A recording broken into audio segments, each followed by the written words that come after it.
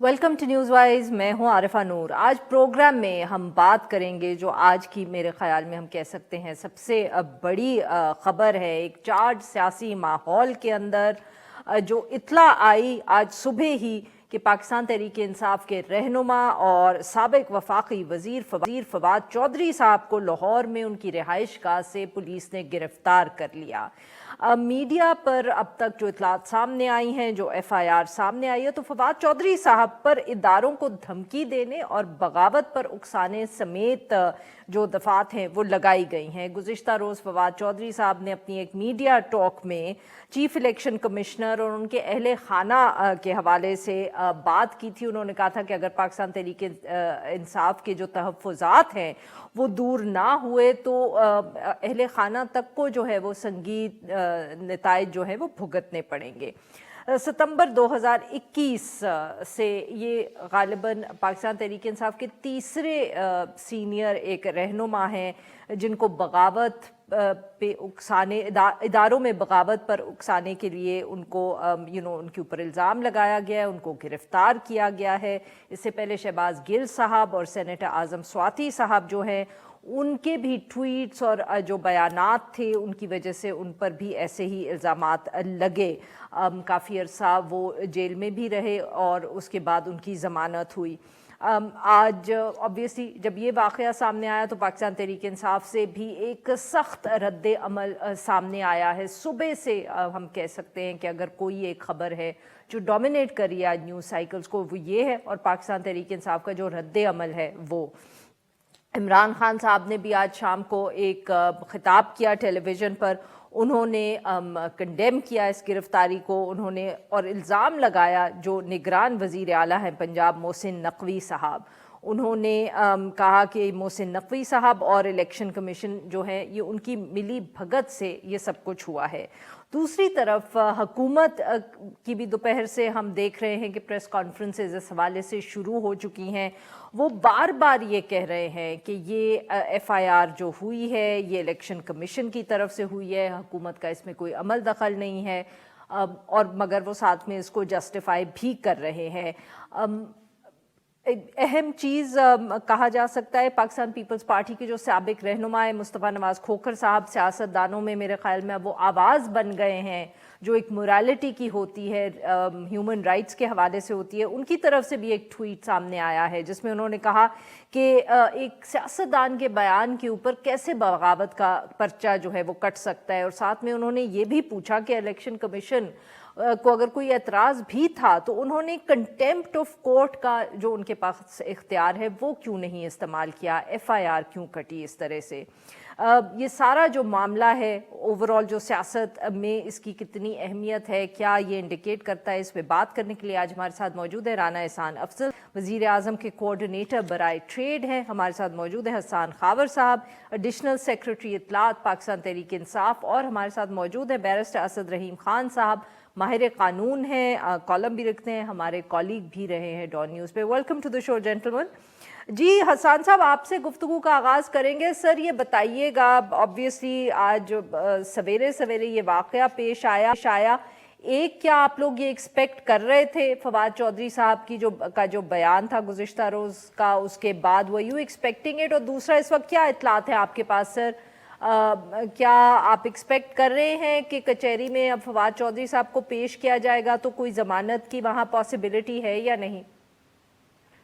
बिस्मिल्लाहिर्रहमानिर्रहीम। अच्छा देखिए, पहली बात तो ये है कि कुछ इसमें एक्सपेक्ट कर थे और कुछ नहीं। ये स्पेसिफिक इंसिडेंट तो नहीं एक्सपेक्ट कर थे, लेकिन ये पता था कि हुकूमत जो है इस वक्त जो है इस कदर डेस्परेट हो चुकी है कि वो किसी भी हद तक गिर जाएंगे, और पिछले कुछ दिनों में जो हो रहा था उससे शवाहिद मिल रहे थे।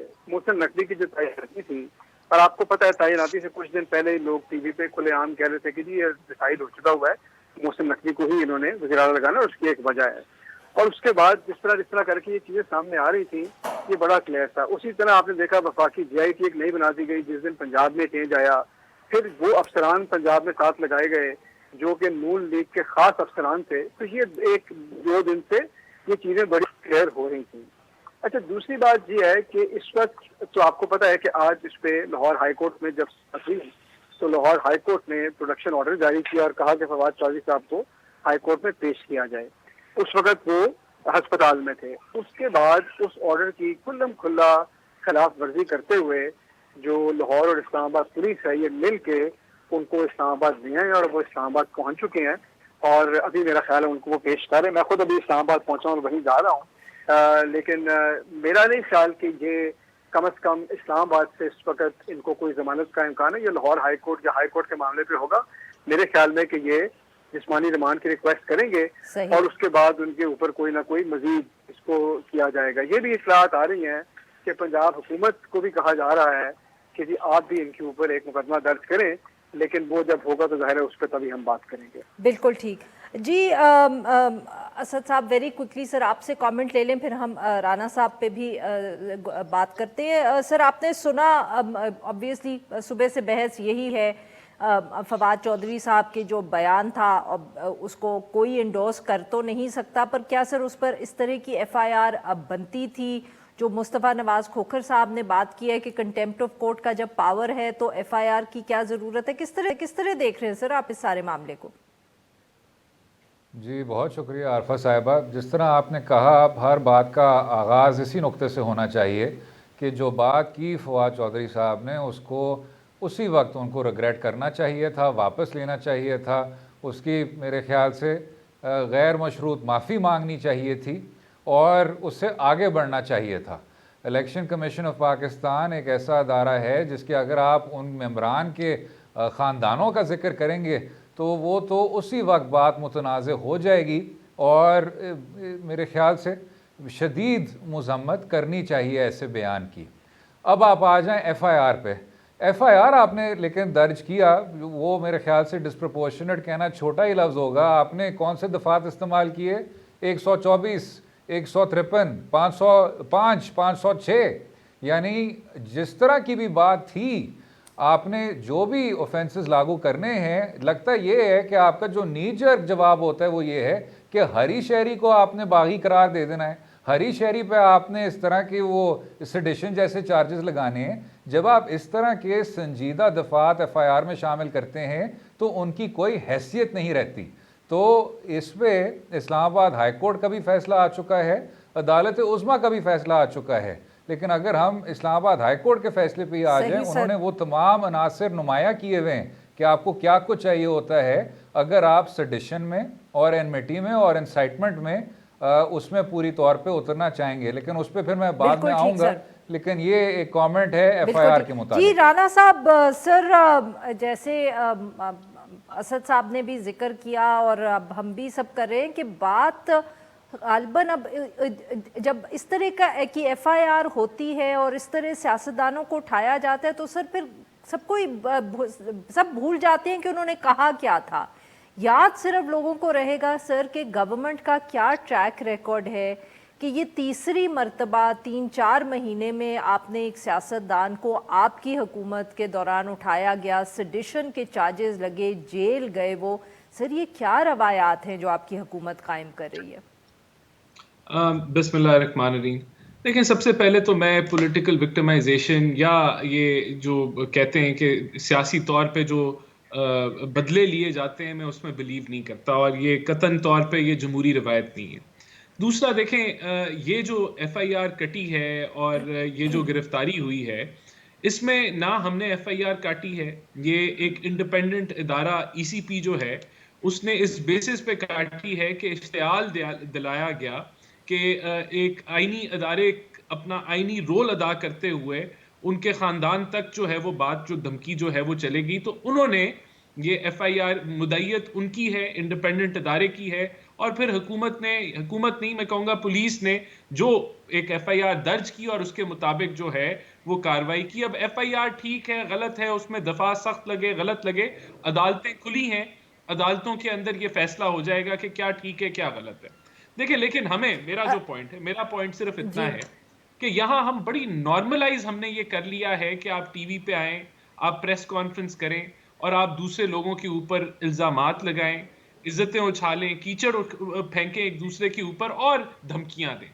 अगर तो ये नॉर्म है पाकिस्तान का, फिर तो फवाद चौधरी ने कोई बड़ी बात नहीं की, उसने सिर्फ खानदानों को धमकी लगाई कि हम भी आपके खानदानों तक को देख लेंगे ईसीपी के कि वो क्या कर, अगर आप हमारे साथ कुछ करेंगे तो हम वहां तक पहुंच जाएंगे।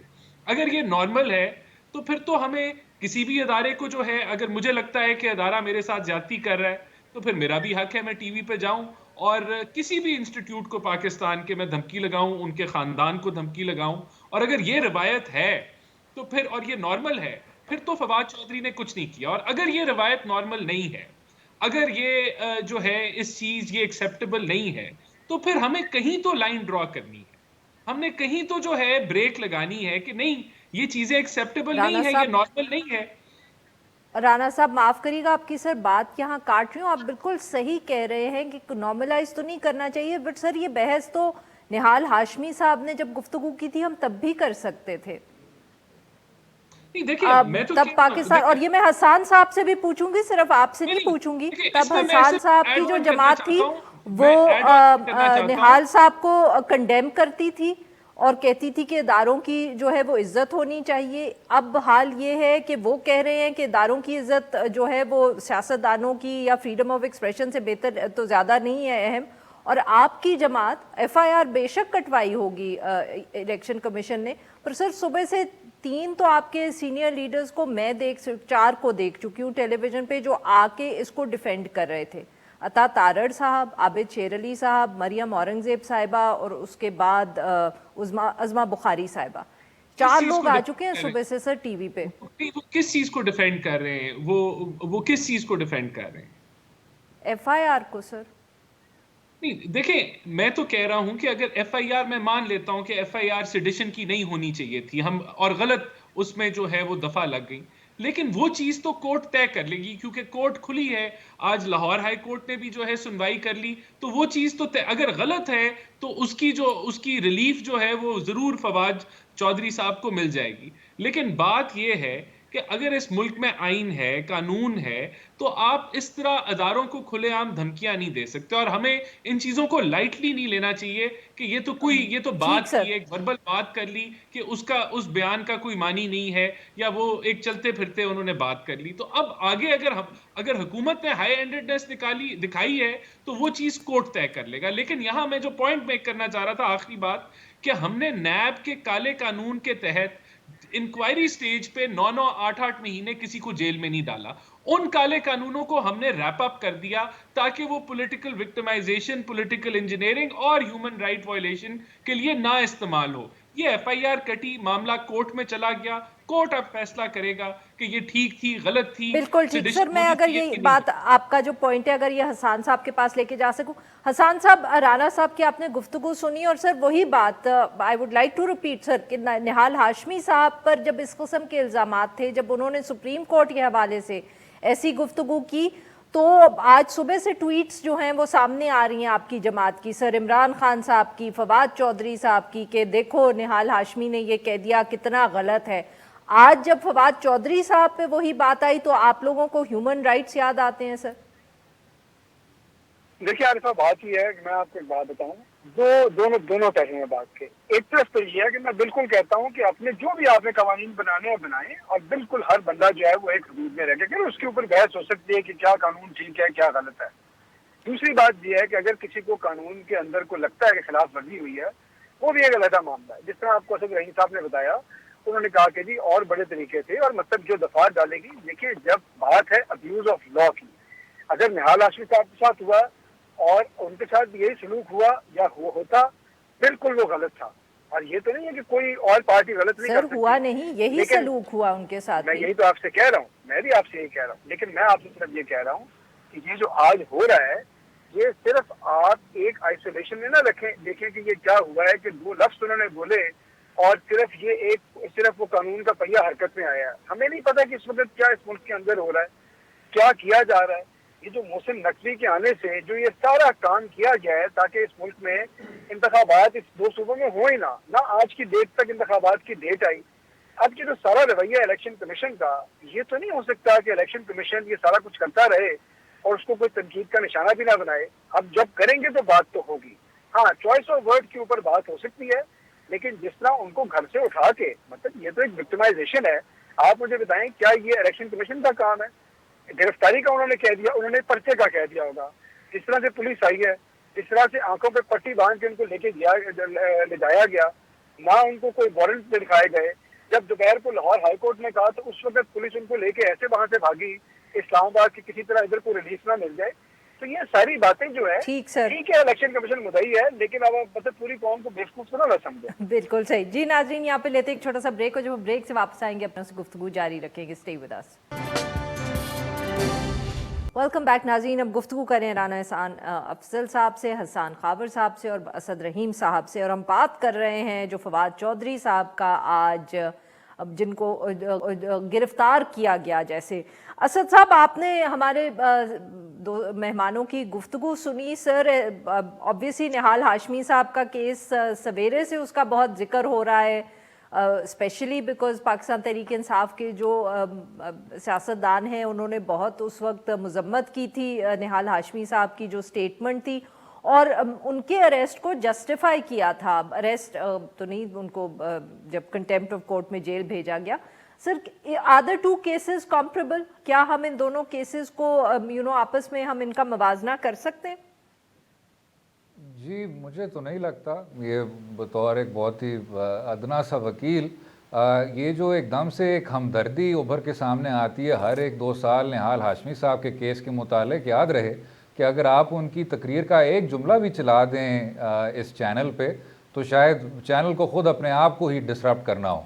ये कहना कि जी हम आपके बच्चों के लिए ज़मीन तंग कर देंगे और हिसाब लेने वालों हम आपका, हाँ, मैं आ रहा हूँ, मैं आप सारी चीज़ों पे आता हूँ। देखें, फवाद चौधरी साहब की जो बात थी वो तो अगेन फिर से कहना चाहिए, उसकी तो कोई आदमी ना तो जस्टिफिकेशन कर सकता है, और इलेक्शन कमीशन ऑफ पाकिस्तान के मेंबरान के ख़ानदान का आपने किस तरह जिक्र कर लिया, तो वो तो है ही अपनी जगह।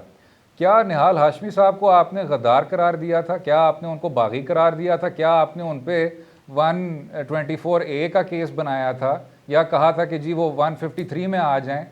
निहाल हाशमी साहब ने एक प्रोसीडिंग को मुतनाज़ करते हुए जज साहिबान के बच्चों का नाम लिया, उसके बाद उन्हीं जज साहिबान ने नोटिस लिया, उन्होंने उनको दिफा का मौका दिया, दिफा के नतीजे में निहाल हाशमी साहब को कैद हुई। ठीक, और ये मेरे ख्याल से राना साहब हमेशा मुतवाज़न बात करते हैं, ये उनकी अच्छी बात है कि अदालतों के दरवाजे खुले हुए हैं। लेकिन यहाँ तो एक आपने मुख्तलिफ नौइयत का एक सारा मामला देखा, उसमें कोई प्रोसेस नहीं थी। रात की तारीकी में आप फवाद चौधरी साहब को लेके गए, अब वो विजुअल्स भी आ रहे हैं कि आपने उनके उधर एक सफ़ेद कपड़ा उन पर ढांपा हुआ है जैसे वो कि बहुत बड़े दहशतगर्द तंजीम के सरबराह हों।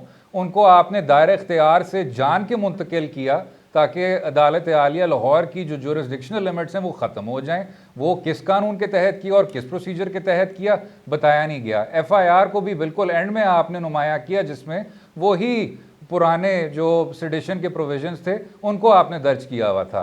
तो जहां निहाल हाशमी साहब के केस में हर नुक्ते और हर कदम पे आपने प्रोसीजर फॉलो किया, हालांकि आपके अपने बच्चों को धमकाया गया था, आपने खुद देख लिया कि फवाद चौधरी साहब की जो प्रोसीडिंग है उसमें ना तो कानून की बालादस्ती की बात हो रही है, यहाँ तो बेसिक दायरा इख्तियार के जो प्रोविजंस हैं उन पर भी अमल दरामद नहीं किया जा रहा।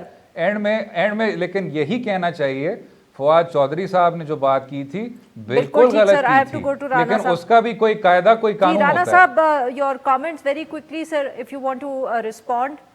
देखिए, अगर तो अरेस्ट तो लोगों को घरों से ही किया जाता है या जहां भी वो मौजूद हों, जब FIR कट जाती है और वो अरेस्टेबल क्राइम हो तो फिर जिधर वो होते हैं वहां अरेस्ट किया जाता है। और दूसरा, अगर आप रेजिस्ट करें अरेस्ट को तो फिर जो है आप कोई दुनिया में कोई इमेजरी दिखा दें कि कोई अगर सिटीजन पुलिस के सामने रेजिस्टेंस शो करता है तो पुलिस उसके सामने फिर क्या एक्शन जो है वो किस तरीके से लिया जाता है। पाकिस्तान में हम इस चीज़ को भी बहुत लाइटली लेते हैं कि पुलिस वाला है उसको हम धक्का भी मार सकते हैं, उसको हम ओए कह के भी बुला सकते हैं अगर हम अथॉरिटी में हैं।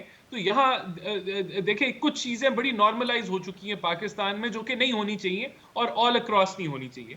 जहां तक देखें ये सेडिशन की बात याद है, माफ करिएगा, जब नैब ने मरियम नवाज साहिबा को बुलाया था और आप लोग पूरा एक जलसे की सूरत में गए थे वहां, वो नॉर्मलाइज था।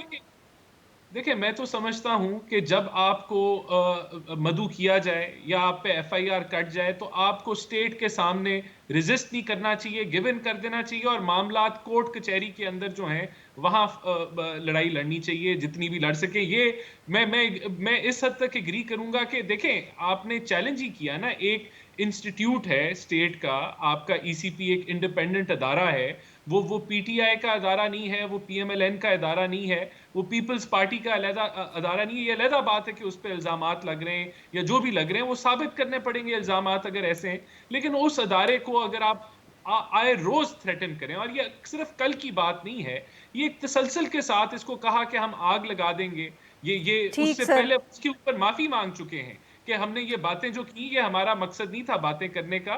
तो मैं कतई तौर पे मैं फिर रिपीट करूंगा, पॉलिटिकल विक्टिमाइजेशन नहीं होनी चाहिए। काले बिल्कुल कानून सही। हमने सॉरी खत्म सर, किए। मुझे यहाँ ब्रेक लेनी है, माफ करिएगा आपकी बात काट रही हूँ जी। नाज़रीन, यहाँ पे लेते हैं एक छोटा सा ब्रेक, से वापस आएंगे तो अपने मेहमानों से गुफ्तगू जारी रखेंगे। Stay with us. Welcome back नाज़रीन। हम गुफ्तगू कर रहे हैं असद रहीम खान साहब से, राना एहसान अफजल साहब से और हसन खाबर साहब से, और हम उनसे बात कर रहे हैं सियासी सूरत हाल पे, ख़ास तौर पे जो फवाद चौधरी साहब का आज अरेस्ट हुआ है। जी हसन साहब, आप गालिबन इस वक्त एफएड कचहरी पहुंच गए हैं sir. Very quickly if you can give us an update on the situation there. जी, इस वक्त अपडेट ये है कि कचहरी जो है वो अंधेरों में डूबी हुई है और लोग बड़ी तादाद में जमा हैं। मीडिया के लोग भी इधर खड़े हैं और बताया जा रहा है कि फवाद चौधरी साहब को वो ले आए हैं, लेकिन अभी तक पेश नहीं किया गया और वहीं पे हम खड़े हैं, इंतजार कर रहे हैं। बिल्कुल सही। हसन साहब, अब सर आज ऑब्वियसली एक एजाज शाह साहब का भी जो कमेंट है टू द मीडिया, वो बहुत गर्दिश कर रहा है कि जिसमें वो कह रहे हैं कि हुकूमत हमने जब अपनी ख़त्म की थी तो हमें पता था कि ये होगा, और पार्टी तो अभी शुरू हुई है। तो सर अब आप लोगों को कोई एहसास हो रहा है कि ये गलती हो गई शायद? मोहसिन नकवी साहब पे भी आप लोग वावेला मचा रहे हैं, but you should have known. तहरीर जब आप असेंबली कर रहे हैं कि आपकी मर्जी से तो किसी ने केयरटेकर सीएम लगाना नहीं है, अब गिरफ्तारियां भी शुरू होंगी, खान साहब पे भी बात आ रही है, गलती कर दी आप लोगों ने? देखिए, बिल्कुल गलती नहीं की, लेकिन मैं आपको अगर 1 मिनट में आपको एक्सप्लेन कर दूं। देखिए, पाकिस्तान में एक बड़े अरसे तक होती रही है रवायती सियासत, और रवायती सियासत के अंदर असूल ये है कि आपका जो एक दिन का भी हुकूमत है, आप उसे ना छोड़ें और हुकूमत में इक़्तिदार में ज़्यादा से ज़्यादा रहें। उसके बाद ये है कि आपस में हाथ मिला लें, केस माफ कराएं। हम लोगों ने ऐसी सियासत नहीं करनी, ना पहले की है ना आगे करनी है। हमारा बड़ा क्लियर ऑब्जेक्टिव है। हमारे ख्याल में पाकिस्तान को जनरल इलेक्शन की जरूरत है, इसीलिए हमने असमियत तहरीर की थी, और हमें ये बिल्कुल पता था, ये हमें पता था कि ये बदतरीन फाशिज्म का हमें सामना करना पड़ेगा।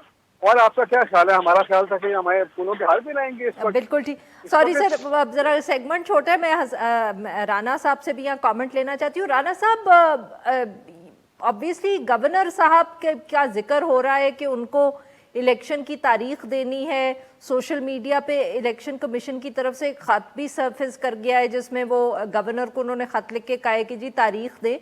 सर क्यों ताखीर हो रही है? अब तो चीफ मिनिस्टर भी लग गया है, ही शुड हैव गिवन। कोई आप लोगों का सचमुच जिस तरह की कयासराई हो रही है, कोई प्लान है इलेक्शंस को डिले करने का?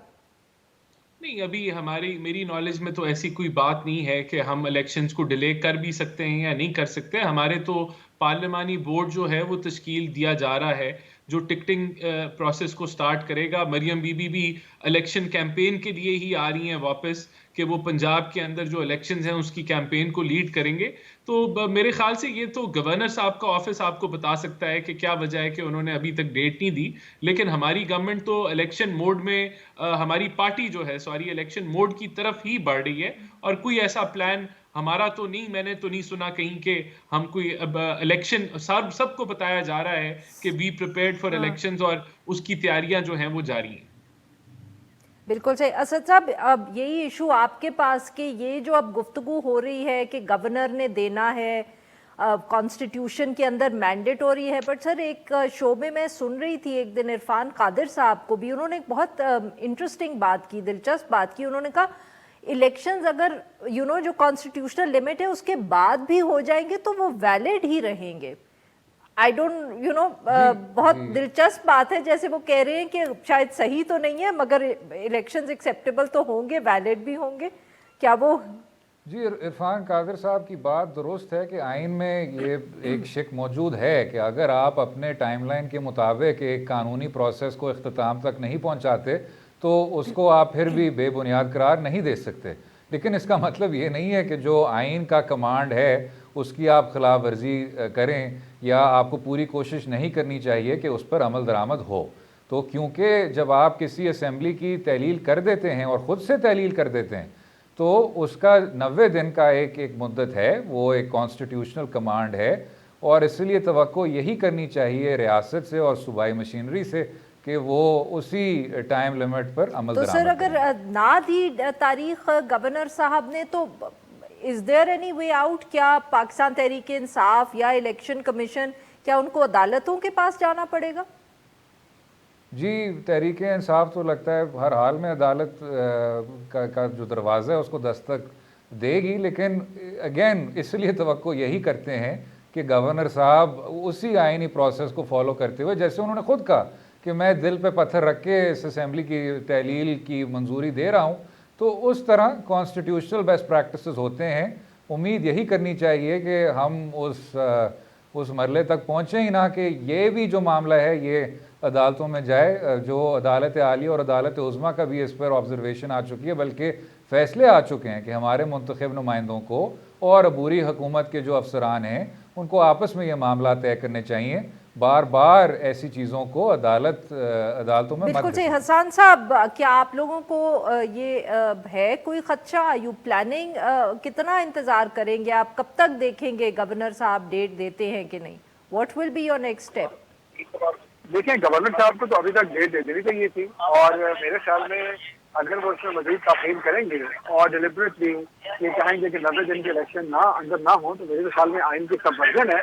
इसमें फिर हम जाहिर है कानूनी रास्ता भी इख्तियार करेंगे, अदालतों में रुख भी करेंगे। प्रोटेस्ट तो आपको पता है कि हमारी पार्टी वैसे ही तैयार है इस वक्त, और जो हमारे साथ हो रहा है, लेकिन मेरे ख्याल में वी आर ऑलरेडी लेट। अभी तक उनको डेट दे देनी चाहिए थी, और मैं उम्मीद करता हूँ कि आप शायद दे दें, अगर ये कह रहे हैं कि तैयारी कर रहे हैं। लेकिन मेरी रीडिंग ये है कि ये इलेक्शन की डेट देना चाह नहीं रहे, और ना ये इलेक्शन की तरफ इतने आराम से तो जाएंगे। सर ये तो मैं पूछूं कि आप कितना इंतजार करेंगे? आई मीन आप लोगों भी की कोई इंटरनल डेडलाइन तो होगी ना कि भाई हफ्ता देखेंगे, 10 दिन देखेंगे, क्योंकि जैसे खैबर यही हफ्ते पख्तूनख्वा अगले 2-4 दिन के अंदर नहीं, इसमें देखें तैयारी करनी है इलेक्शन की डेट से पहले, तो ये तो आगे अगले 2-4 दिन की बात ही है, इसमें ज्यादा इंतजार नहीं किया जा सकता। बिल्कुल सही। जी नाज़रीन, यहाँ पे लेते हैं हम एक वेलकम बैक नाज़रीन। हम गुफ्तगू करें राना एहसान अफजल साहब से और बैरिस्टर असद रहीम खान साहब से। हम उनसे बात करें फवाद चौधरी साहब का जो आज अरेस्ट हुआ है उस हवाले से। असद साहब, ऑब्वियसली वही वाली बात हम दोहराते रहते हैं, बट कई दफ़े कुछ चीज़ें इतनी अहम होती हैं कि उनको बार बार दोहराना पड़ता है कि ये सेडिशन के केसेस पर सर इतनी आसानी से FIR कट जानी, लोगों को इतनी जल्दी अरेस्ट कर लेना, क्या हम कानून को मिसयूज़ कर रहे हैं या कानून में भी कोई ऐसे लूप होल्स हैं जिनको देखने की ज़रूरत है? ऑब्वियसली जैसे अभी राना साहब ने सही कहा कि अगर नैब के कवानीन में लोग उनको पॉलिटिकली विक्टिमाइज किया जा रहा था तो उन्होंने कवानीन में तब्दीली कर दी और उसकी वजह से अब लोग जो है उनको रिलीफ मिल रहा है। जी, लेकिन ये राना साहब की ये भी साफ गोई थी कि उन्होंने कहा कि विक्टिमाइजेशन किसी तरह की नहीं होनी चाहिए, और जब आप बगावत की बात करते हैं तो इसमें कोई कानूनी तरमीम की ज़रूरत नहीं है। जब आप इसको फ़ाइल भी करते हैं इस केस को, तो वो सिर्फ़ और सिर्फ वफाकी हुकूमत या सूबाई हुकूमत फ़ाइल कर सकती है, और इलेक्शन कमीशन ऑफ पाकिस्तान बहैसियत एक ख़ुद मुख्तार अदारा वफाकी हुकूमत के डेफिनेशन में नहीं आता। लेकिन उससे आगे बढ़ के भी जो हम सारी बात कर चुके हैं, तमाम जो आपकी सेडिशन की जूरिस्प्रूडेंस है, या सब उठा लें आप, 124, 153, 505, उस सब में यही वाज़ेह है कि जब तक इन तमाम अनासर को आपने मुकम्मल नहीं किए, जब तक आपने इंसाइटमेंट नहीं की, जब तक आप पे वो एलिमेंट्स नहीं बैठते, तो इस तरह का केस आगे नहीं बढ़ सकता। और फिर जो आखिरी बात है वो ये है कि कोई कानून आपको ये अथॉरिटी नहीं देता कि आप उसी शख्स को दायरा इख्तियार से बाहर लेके जाके एक और दायरा इख्तियार में मलिशियस तौर पे मुंतकिल करने की कोशिश करते हैं, क्योंकि आपकी ये एक तवक्को होती है कि शायद कहीं और से आपको ज़्यादा सख्त सज़ा मिल सकती है, या जो अदालत जो कह रही है कि उस आदमी को प्रोड्यूस करें वो उसके सामने आपको पेश नहीं होना पड़ता। ये जंगल का कानून है, और अगर आपको लोग पहले दिन खौफ से देखते हैं तो अगले दिन आपको हकारत से देखेंगे, इसको ख़त्म बिल्कुल करना सही। चाहिए। राणा साहब, इसी हवाले से अगर ये आप से सवाल पूछूं कि सर अब मतलब कि कब तक सियासतदान कभी नैब के केसेस में, कभी सेडिशन के केसेस में, कहीं पॉलिटिकल क्लास को भी तो सोचना चाहिए कि आप लोगों में से कोई हुकूमत में, कोई ऑपोजिशन में, कानून कहीं ना कहीं से कोई मिल ही जाता है, मगर सज़ा हर दफ़े आप लोगों को ही होती है, आपकी क्लास को ही होती है। नहीं देखें आरफा, मैं एग्री करूंगा। इशू क्या है? इशू ये है कि ये जो पार्लियामानी जमहूरियत है, इसमें हुकूमत और अपोजिशन का वर्किंग रिलेशनशिप होना जरूरी है। यहाँ दो असेंबलियां, प्रोविंशियल असेंबलीज तहलील कर दी गई। वो किस मकसद के लिए की गई कि जनरल इलेक्शंस के लिए जो है हुकूमत के घुटने टिकवा दिए जाएं। तो ये जो मसाइल, और फिर जब पीटीआई की अपनी हुकूमत थी तो एक कम्युनिकेशन गैप था जो ऑपोजिशन और गवर्नमेंट का होना चाहिए था, वो नहीं था। और आज भी बदकिस्मती से वही ट्रेंड जो है वो चल रहा है। हम हुकूमत में हैं, लेकिन हमारा जो ऑपोजिशन में जो मेन लीडर है इमरान खान, वो कहता है कि मैं इनसे नहीं बात करूंगा, मैं अलहदगी पसंद वालों से बात कर लूंगा, मैं दहशतगर्दों से मैं बात कर लूंगा इनमें। और फिर वो हमें आगे अलकाब जो है वो बहुत सारे देते हैं। मसला ये है कि सियासतदानों को अब आप देखें, ये केयर टेकर जो वजीर आला था, इस पे हम कंसेंसस पे नहीं पहुंच सके कि हम अपने मामलात को खुद डिसाइड कर लें, और फिर ईसीपी के पास मामला गया। तो यहाँ देखें, मैं इस सर चीज को देखिए, एक्सेप्ट खैबर करते हुए, पख्तूनख्वा में तो हो गए। अच्छा सर, जी हो माफ गया। करिएगा, बिल्कुल वक्त कम है। हसान साहब, the same question to you sir, जो मैंने राणा साहब से पूछा, आपने सुना कि नहीं? सियासतदान ही सर हर दफे जेल जाते हैं, कवानीन तो मिल जाते हैं, कभी नैब का होगा, कभी सेडिशन का होगा। आप लोग अपनी भी तो गलती का एहसास करें ना सर। सारी गलती सियासतदानों की है जी, मैं तो यही समझता हूँ। और आज सियासतदानों की वजह से पाकिस्तान एक हाल में है। लेकिन बात यह है कि अब सियासतदान तो नहीं हल निकाले ना इस मसले का। मुझे तो ऐसे मालूम होता है कि जैसे इस वक्त जो सियासतदान बरसले चला रहे हैं, भागने का रास्ता ढूंढ रहे हैं कि कोई और आकर इधर कोई और माहौल बन जाए और कोई सियासी हल न ढूंढना पड़े। क्योंकि ये इस वक्त सियासत तो नहीं हो रही, ये तो फाशिज्म हो रहा है। तो मेरा ख्याल है ये सवाल तो राणा साहब की पार्टी से पूछना ज्यादा मुनासिब है। मैंने उनका जवाब सुना नहीं क्योंकि मैं लाइन पे था नहीं। सही। लेकिन ये बात आपकी बजाय, और मैं सियासतदान को कसूर को तस्लीम करता हूँ, लेकिन बहरहाल कभी तो हमें सीख के आगे बढ़ना है। बिल्कुल ठीक sir. Sir very quickly, Rana साहब थोड़ा सा वक्त रह गया सर, आईएमएफ प्रोग्राम पे आप हमें कोई अपडेट दे सकते हैं? देखिए, आईएमएफ प्रोग्राम पे वजीर आजम साहब का बहुत क्लियर कट बयान है कि हम लोग हम हर वो शराइत पूरी करने के लिए तैयार हैं जो आईएमएफ के प्रोग्राम को आगे ले जाने के लिए ज़रूरी है। और हमारी फाइनल अब एक बातचीत उनसे चल रही है, और जल्द हमें उम्मीद है कि ये खबर आ जाएगी कि 9th रिव्यू जो है वो मुकम्मल होने जा रहा है, बल्कि 10th भी जो है वो मुकम्मल होने जा रहा है। और ये मामलात आगे बढ़ेंगे तो हम आपने देखा कि मॉनेटरी पॉलिसी भी जो है वो भी रिवाइज की गई। अभी एक्सचेंज रेट के ऊपर भी जो है वो उसको थोड़ा सा खोला गया हाथ उधर। तो मैं समझता हूँ ये सारी चीजें जो हैं वो उसी तरफ जा रही हैं। कुछ हमें कोई प्राइसिंग की, यूटिलिटी प्राइसिंग के ऊपर फैसले करने हैं, वो भी जल्द अनाउंस हो जाएंगे। और जो एडिशनल हमें जो है वो कुछ टैक्सेस लगाने हैं, जिसकी कोशिश हमारी ये होगी कि हम सोशल प्रोटेक्शन करें उन तबकात की जो अफोर्ड नहीं कर सकते इस बोझ को। वो करते हुए, उसको बैलेंस करते हुए हम इसको आगे प्रोग्राम को ले जा रहे हैं, और ये डिसाइडेड है।